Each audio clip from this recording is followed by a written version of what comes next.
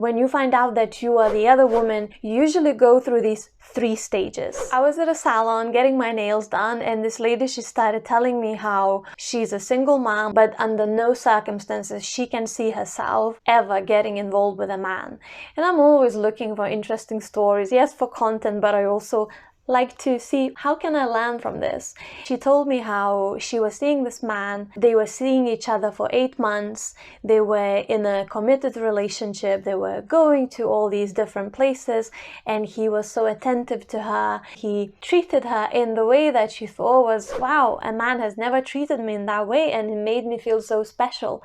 And then 8 or 9 months down the line, she got pregnant. Once she told him, he said, you have to get rid of this baby because I already have children, I am married, and I am not able to entertain this. 10 years later, she has a gorgeous boy that is her son, and that is a fruit of that affair that she didn't even know that she was having at the time when it was happening and when she got pregnant. And as I was listening to her, I could feel this tension in my tummy area because it reminded me of this situation that I was in. I remember seeing this guy for a couple of years almost, I think, long story. Later, I found out I was the other woman, and I remember when we were not seeing each other anymore, I was walking down the street and I saw him with a pushchair and a baby and a woman, clearly his missus, and I did maths in my head and I realized that the baby was conceived at the time when he was still seeing me. I remember physically feeling sick, feeling actually sick just thinking of that. I don't know if you have experienced anything similar. If you have, please let me know in the comments. Now, your situation may not be as extreme and there may be no babies involved. However, when you find out that you are his side chick, his mistress, when you find out that you are the other woman, you usually go through these 3 stages. And you want to stay for this and then what is coming next, because I think that will help you to look at the whole situation from a different perspective. So what happens when you find out? 3 stages. First, shock and almost denial. You find out that you are in this situation and you are thinking, well, this can't be true. How is this possible? This man, he was staying with me. We were together. There must be a mistake. You also go through a denial period where you are just, okay, it's fine. I don't have to deal with this. Done and dusted. Let's move on. The second stage, finally, you are not feeling crazy.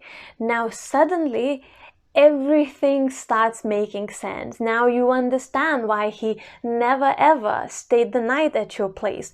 Now you understand why he never brought you to his place. Now you understand why you never met his sister that you've seen in town many times. Maybe you met some of his friends, but something just does not feel right. So now suddenly you're just like, okay, I was not crazy because I did feel that something was not right. I was just maybe ignoring that, or maybe not having those conversations because you didn't even want to find out the truth, because very often that's the case. And now the next stage, which I think is the most painful, you are feeling like a complete fool. You are thinking, how could I have been so stupid? How could I not see this happening? I'm a smart woman. How did I not see this coming? And now you are starting to question everything else in your life, not just your ability, being able to notice whether you are seeing a married man, a taken man, but now you are suddenly attaching this to your whole value as a person, as a woman, and you are thinking that maybe you're not good at your job, you're not good at your other relationships, and you're just a terrible person, and you're also stupid, because this is how initially you feel when you find out that the man that you thought that you are in love with, he's not your man. And on top of that, you are the other woman. You are someone who's breaking the family. You are someone who is potentially hurting this other woman, who is hurting a family, who's taking something away from a family. That feeling is terrible. Now, the most interesting thing in these situations is that even when you realize that you are the other woman and that you are breaking a family here, it doesn't necessarily mean that the love that you felt for this man suddenly disappears. Yes, you may hate him for a certain period of time, but then sometimes that hate turns into, how can I break this family? How can I make this man fall madly in love with me? Some absolutely terrible relationship advice on this in this video here, which you can watch later. Now, as much as it's hurting you when you find out that you are the other woman, and it's not just about you not being able to let go of this man, but maybe this man is feeding you with such stories as yes, I'm with a woman, but we are not really together. We don't sleep in the same bedroom. We are only together for children. I am only with her because of cultural reasons, religion.